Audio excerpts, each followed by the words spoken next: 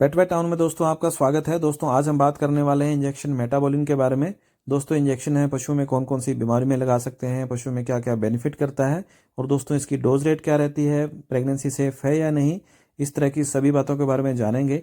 अगर दोस्तों आपने अभी तक हमारे चैनल को सब्सक्राइब नहीं किया है तो प्लीज़ सब्सक्राइब कर लीजिए, बेल आइकन के बटन को भी दबा दीजिए। दोस्तों अब जानते हैं कि मेटाबोलिन इंजेक्शन है पशु में कौन सी बीमारियों में यूज कर सकते हैं, पशु में क्या क्या बेनिफिट करता है।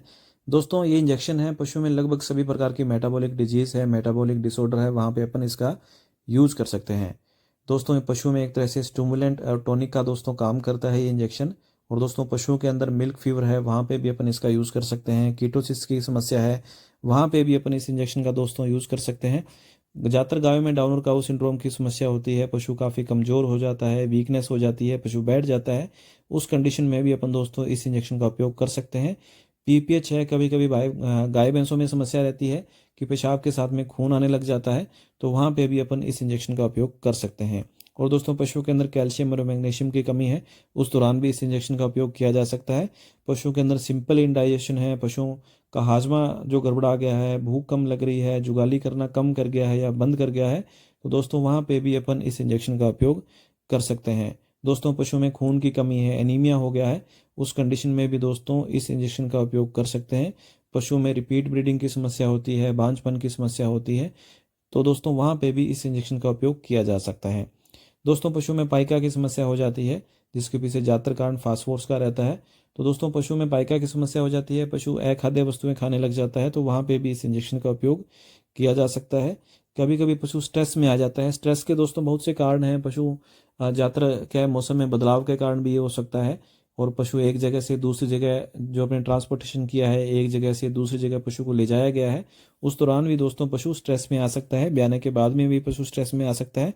अगर स्ट्रेस कंडीशन है पशु के अंदर, तो वहाँ पे भी अपन दोस्तों इस इंजेक्शन का उपयोग कर सकते हैं। दोस्तों जिन क्षेत्रों में हरा चारा की कमी होती है, तो वहाँ पे क्या है, पशुओं के अंदर फास्फोरस की काफ़ी कमी होती है, तो दोस्तों उस दौरान भी अपन क्या है कि वहाँ पे फास्फोरस की कमी को दूर करने के लिए पशुओं के अंदर बूटाफोस्फोन साइनोकोमालामिन इंजेक्शन का दोस्तों उपयोग कर सकते हैं।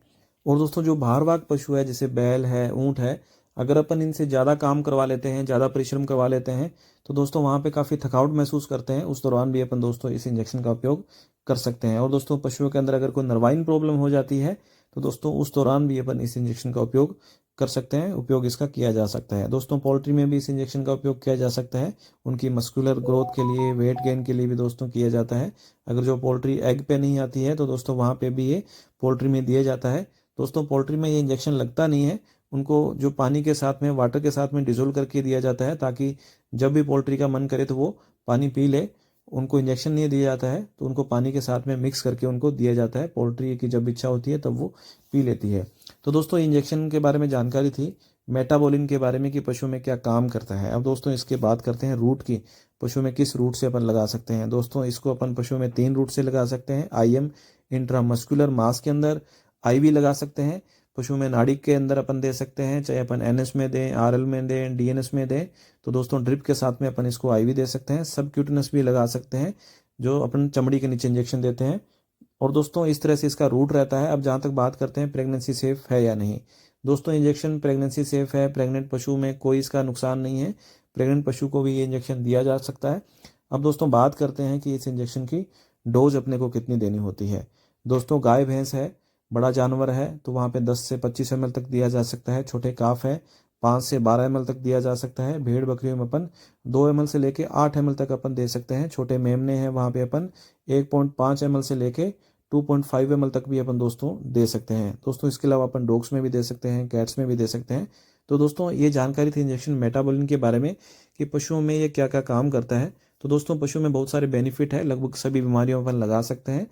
और दोस्तों जो एक तरह से फास्फोरस की डेफिशिएंसी को है, कैल्शियम की डेफिशिएंसी को है, मैग्नीशियम की डेफिशिएंसी को है, वहाँ पे उनकी कमी को दूर करता है।